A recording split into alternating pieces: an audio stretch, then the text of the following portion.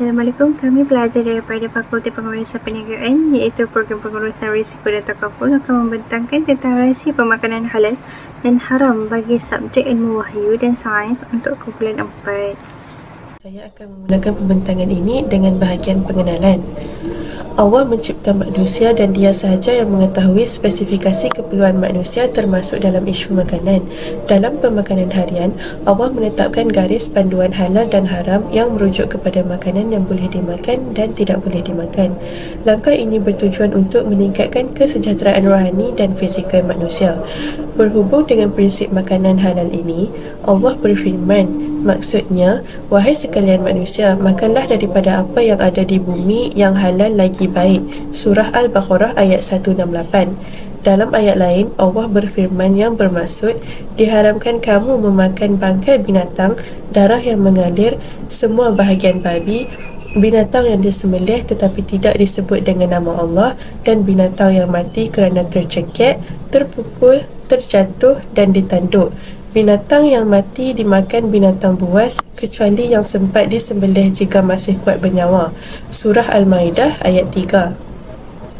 Kepentingan makanan halal dapat dilihat melalui sabda Rasulullah yang bermaksud, memilih yang halal itu wajib bagi setiap orang Islam kerana setiap daging yang tumbuh daripada yang haram, maka api neraka lebih utama baginya. Hadis riwayat Ahmad. Seterusnya, objektif. Yang pertama, mengkaji kepentingan memakan makanan halal thayyiban serta impaknya terhadap kesihatan. Yang kedua, mengkaji isu-isu semasa berkaitan status halal dan haram sesuatu makanan. Yang ketiga, mengkaji kepentingan mengetahui makanan daripada sumber halal dan juga haram. Seterusnya ialah maksud makanan halal, thayyiban dan haram. Makanan halal adalah makanan yang boleh dimakan oleh manusia serta diperbolehkan dalam syariat Islam, dan makanan tersebut bukanlah makanan yang haram. Haram yang disebut oleh Allah Subhanahu Wa Taala dalam Al-Quran iaitu dari sumber najis yang bermula dari penyediaan bahan mentah, proses pembuatan, penyimpanan masakan, penghilangan dan sebagainya. Secara ringkasnya, makanan yang halal ini mestilah bersih dan selamat untuk dimakan. Thayyiban pula bermaksud sesuatu yang baik atau elok yang berlawanan dengan yang buruk.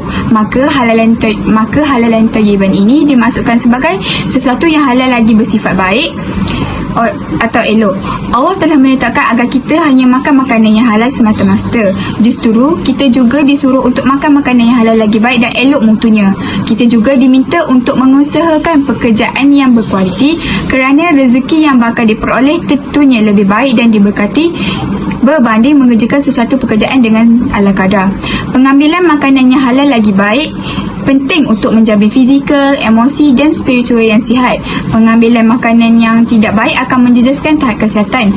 Makan makanan yang halal dan thayyiban akan memberikan ketenteraman kepada jiwa, kecergasan terhadap fizikal dan mental manusia. Seterusnya saya akan membentangkan tentang makanan yang haram pula. Makanan yang haram adalah berbahaya serta dapat memudaratkan dan memberi impak negatif kepada fizikal dan mental manusia.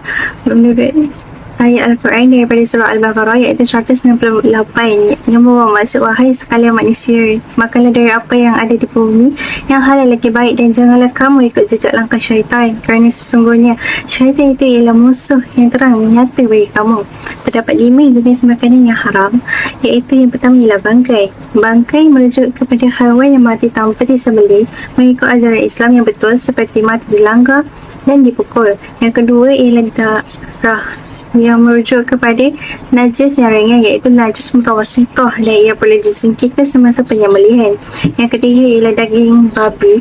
Menurut fakta sains perubatan, terbukti bahawa sesiapa yang memakan daging babi akan menyebabkan wujudnya cacing kerawit yang berbahaya dan ulat-ulat yang boleh memudaratkan anggota dalaman. Yang keempat pula, sembelihan bukan atas nama Allah.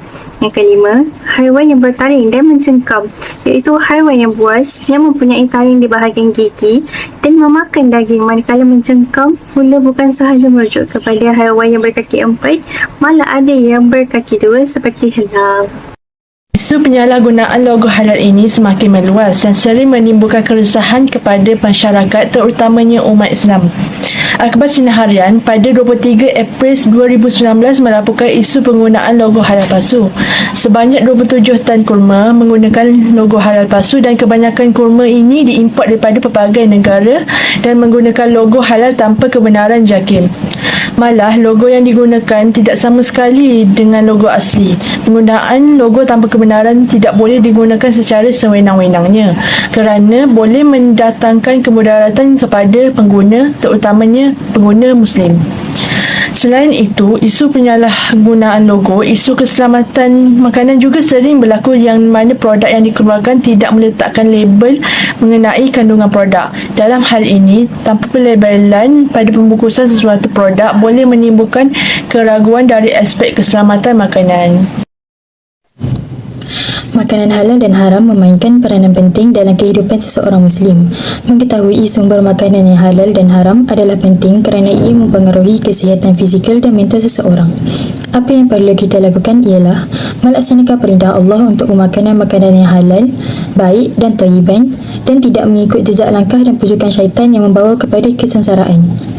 Seperti firman Allah dalam surah Al-Baqarah ayat 168 yang bermaksud, "Wahai manusia, makanlah apa yang halal lagi baik dari yang ada di bumi dan janganlah kamu mengikut langkah-langkah syaitan kerana syaitan adalah musuh yang nyata."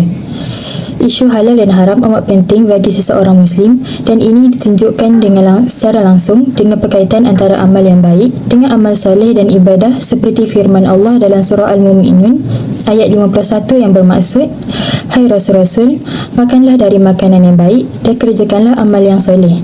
Sesungguhnya aku maha mengetahui apa yang kamu kerjakan." Nabi Muhammad SAW juga menjelaskan bahawa makanan yang dimakan akan mempengaruhi sama ada amal seseorang diterima ataupun tidak. Ini sudah tentu cukup untuk membuat kita memberi perhatian yang serius dan berhati-hati terhadap masalah ini. Perkara ini menunjukkan bahawa amal yang tidak diterima dan tidak suci kecuali dengan memakan makanan yang halal.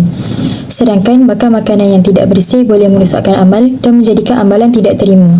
Sabda Rasulullah SAW, "Sesiapa yang merupakan hamba yang dagingnya tumbuh dari haram, maka neraka lebih layak baginya." Riwayat At-Tirmizi.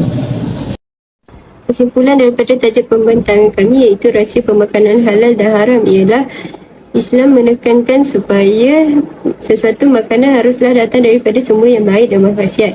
Imam Ibn Khathir mentafsirkan bahawa sesuatu makanan yang baik hendaklah sesuai selera di samping tidak mendatangkan kemudaratan kepada badan dan akal.